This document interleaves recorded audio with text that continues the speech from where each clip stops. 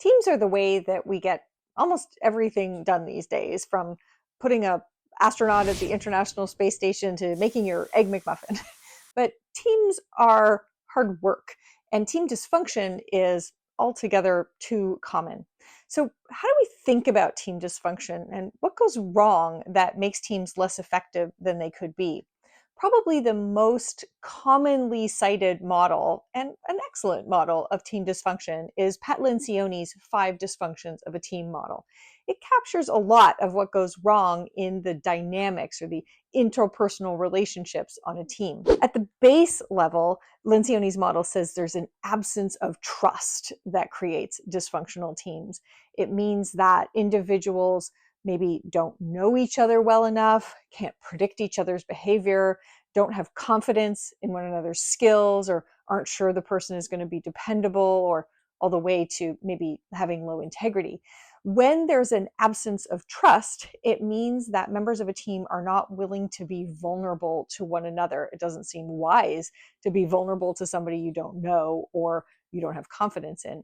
And when that happens, teams really bog down because they don't communicate well, they aren't candid with one another, they aren't willing to have conflict or deal with issues that need to be dealt with. So, an absence of trust is really the fundamental problem that goes wrong in teams. Lencioni has it as the base of his sort of pyramid of team dysfunction. At the next level, fear of conflict is his second stage of ways that teams become dysfunctional.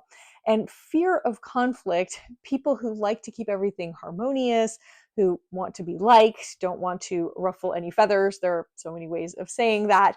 Fear of conflict gets in the way of making difficult trade-offs, giving important feedback. So teams that aren't willing to have conflict have real problems.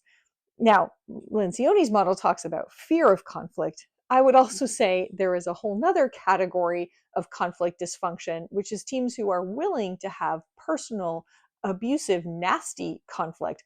That's another half of the conflict equation. At the third level, lack of commitment is a big source of team dysfunction. If people are not bought in, if they aren't willing to do the things that will make the team successful together, then you're going to run into big problems. Lack of commitment can also mean that the person just, they phone it in, they try, but don't really accomplish anything. So lack of commitment, another big source of team dysfunction. The next level is about avoidance of accountability.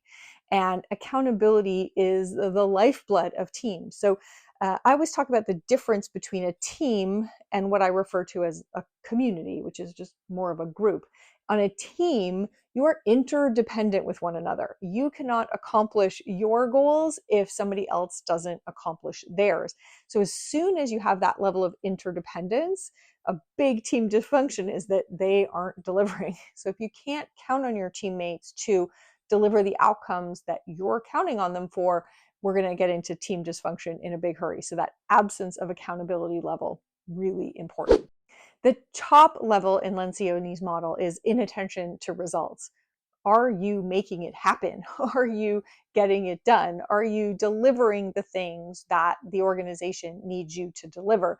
And if you are not paying attention to the results, well, you know where things go from there, downhill in a hurry. So those are the five dysfunctions as Lencioni outlines them. I think they are a really, really important part of team dysfunction, but they really focus on team dysfunction that comes at the interpersonal level, the kind of frictions between humans. I think they miss another half of team dysfunction that's equally as important, which is sort of the business side. The Lencioni are really about the how. There's a whole other side of team dysfunction about getting the what wrong.